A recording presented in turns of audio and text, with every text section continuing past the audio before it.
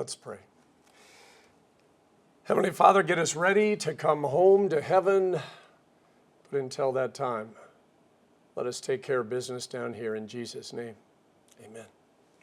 If you've ever gone on a really long vacation, you know the things that you got to do before you leave. You got to clean out the fridge so there's no science experiments when you get back. You got to unplug things so that you don't panic. You got to take out the trash, lock everything up. Leave your contact information with a neighbor you trust. Pay the kid down the street to make sure they mow the lawn so it doesn't look like you've abandoned it.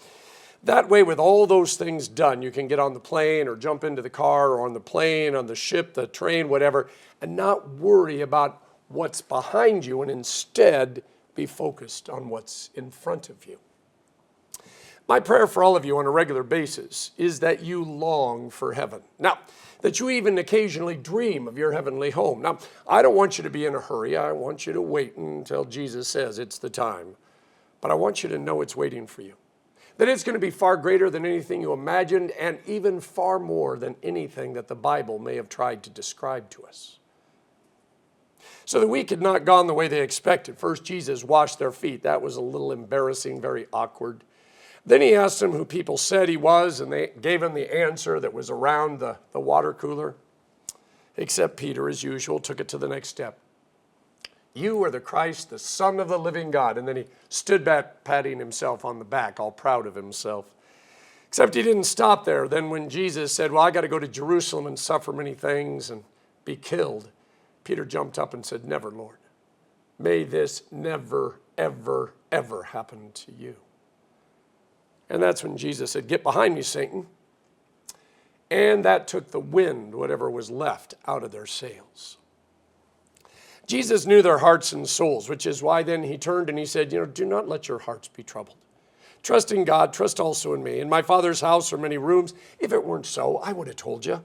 I'm going to go there to prepare a place for you. And if I go and prepare a place for you, I will come back and I will take you to be with me so that you may be where I am. See, that's the definition of heaven. It's not a place. It's wherever God is. Now, while the official Ascension celebration took place on Thursday, we tend to celebrate it on the Sunday following because it's too important of a day for us to miss.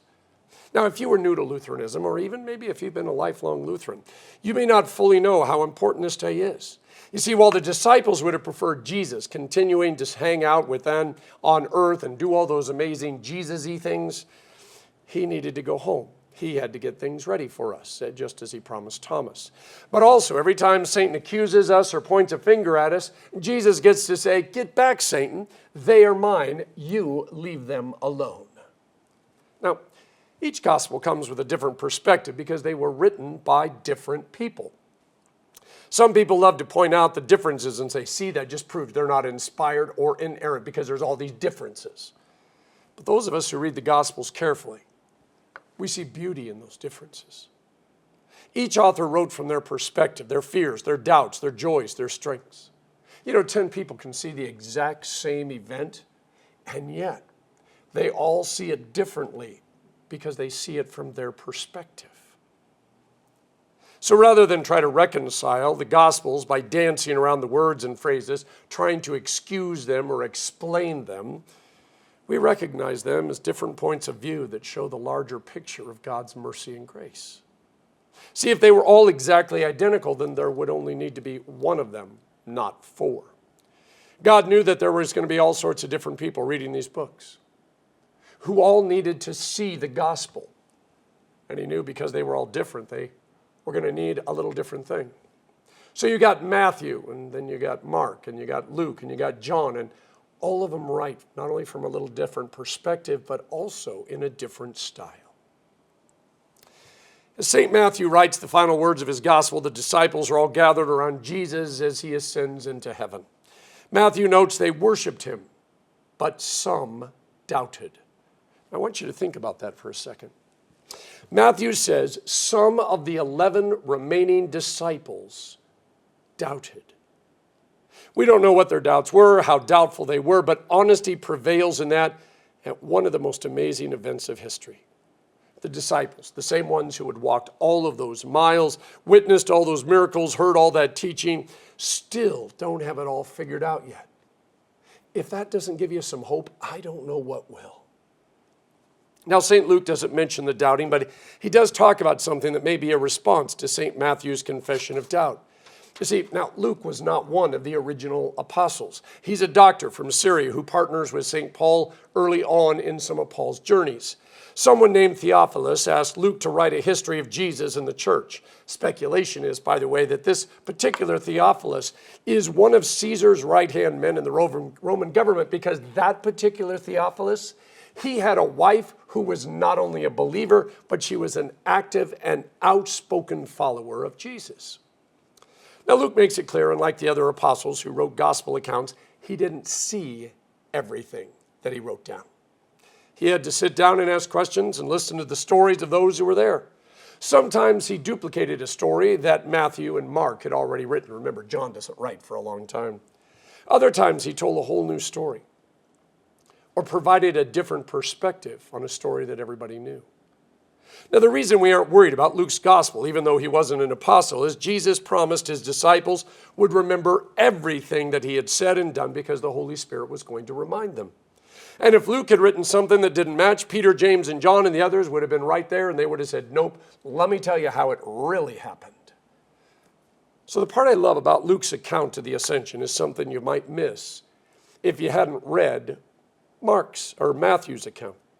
Jesus led him out to Bethany. Remember, this is where he raised Lazarus from the dead, lifted up his hands and blessed him. And while he was blessing them, he was carried away into heaven. Now, here's the part I want you to see. Nowhere does it say he quit blessing them while he took off into the sky. He just kept blessing them while he rose up. And the last thing the disciples remember is Jesus, arms outstretched, blessing them until he gets up and they can't see him anymore because a cloud got in the way. What an amazing last memory. So back in the days before cell phones, email, and text messages, we all carried AT&T prepaid long-distance calling cards with us. Or we made sure we had lots and lots of quarters. I would call Nancy from wherever I was. She would gather the kids around, and we would share stories until either the card or the quarters ran out. I was in Kivalina, Alaska, up on the Chukchi Sea, a couple hundred miles above the Arctic Circle, and the kids were telling me all sorts of stories. And then the lady came on and told me that our time was almost up, and my card was empty, so there was nothing more I could do. I was telling the kids I loved them when my daughter Molly blurted out, "We built a guinea pig cage." And that's when the phone went dead. I spent the next week wondering what that meant because we didn't have a guinea pig. For the disciples and their doubts and fears, there could be no more comforting and emboldening memory than Jesus, his arms spread open wide, blessing them as he went home.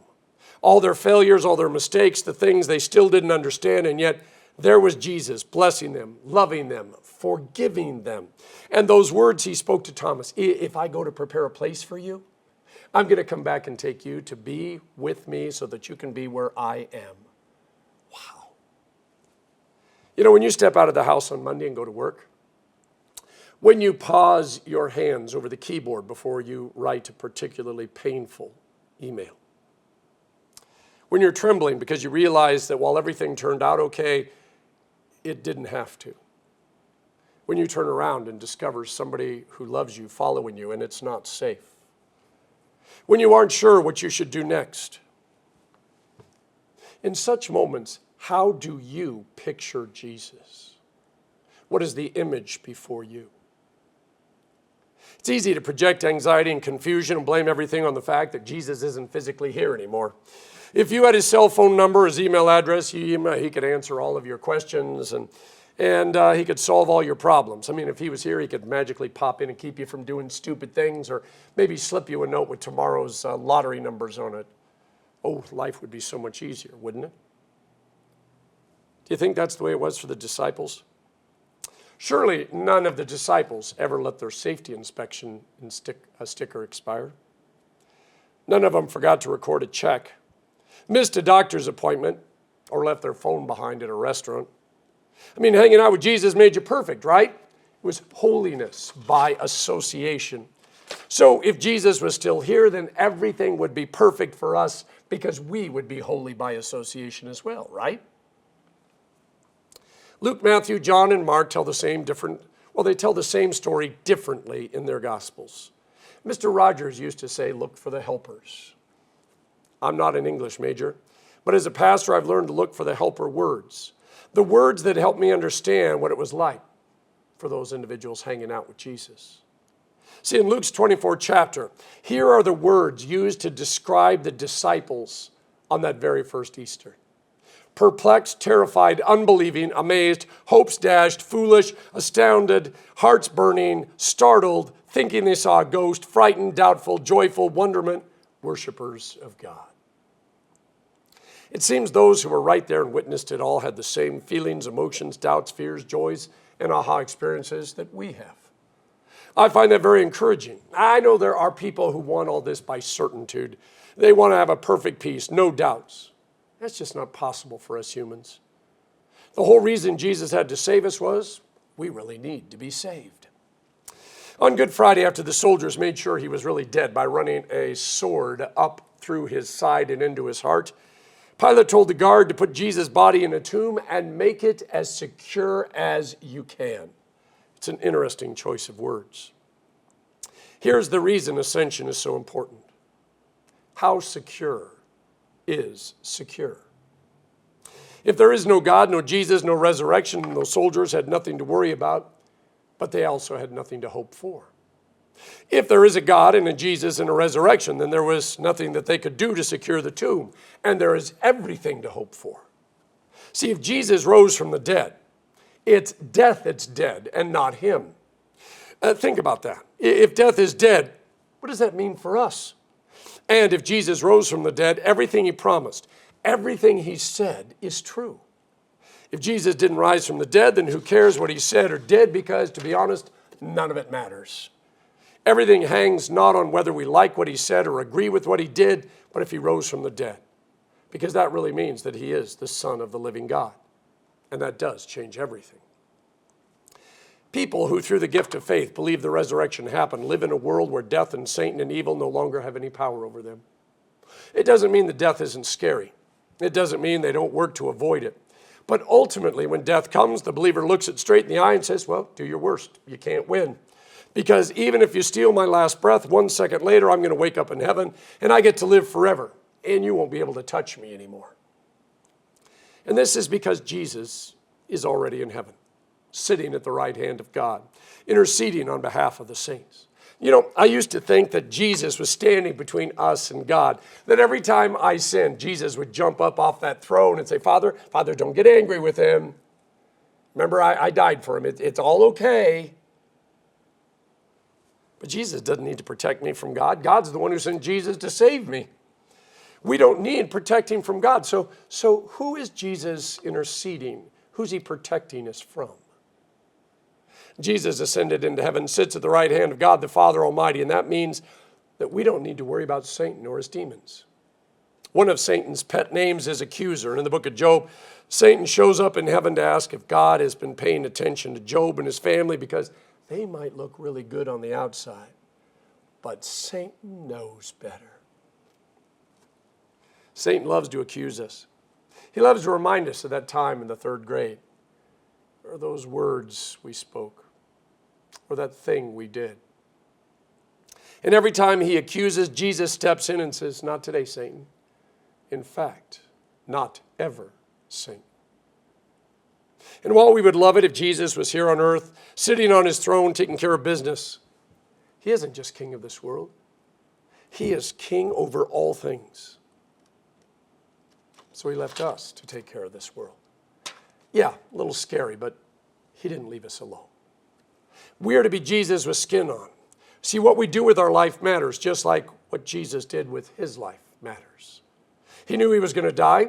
We know we're going to die. But what we can do to make an eternal difference in the lives of those around us is, well, how we can live each and every day. It was St. Augustine almost 2,000 years ago who said the whole of history since the ascension of Jesus into heaven is concerned with one work only, the building and perfecting of this city of God. It was his greatest work. Whether it is by painting, singing, sewing, praying, teaching, working for justice, writing poems, caring for the needy, loving our neighbor, or just giving somebody a cup of cold water, All of it is necessary because not only does it make this life a little more bearable, but they are in the simplest way a taste of the way things will be forever and ever in heaven. Our task as image-bearing, God-loving, Christ-shaped, Spirit-filled Christians is to speak healing to a broken world. Share love with those who are being crushed by hate. Help those who are afraid experience trust. And help everyone to see what grace and forgiveness and life really is like. Jesus told Thomas, I'm going to go prepare a place for you, and I'm going to come back and get you. When he told him that, it meant Thomas and the others, and by the way, that includes us, were to finish up all the things that needed to be done here before we go on that long trip, which lasts forever. Jesus' before leaving list, though, is a little different than the one we use before we go on a vacation. Jesus said, love one another, forgive one another, encourage one another, help one another, teach one another. And it's our honor and privilege to do it all in the name of the risen and ascended Jesus. And I can't imagine anything more fitting than what those disciples saw as Jesus ascended into heaven. Arms outstretched, blessing them. Because when the day comes, his arms are still outstretched as he welcomes them home to heaven forever. In the name of the Father, and of the Son, and of the Holy Spirit. Amen.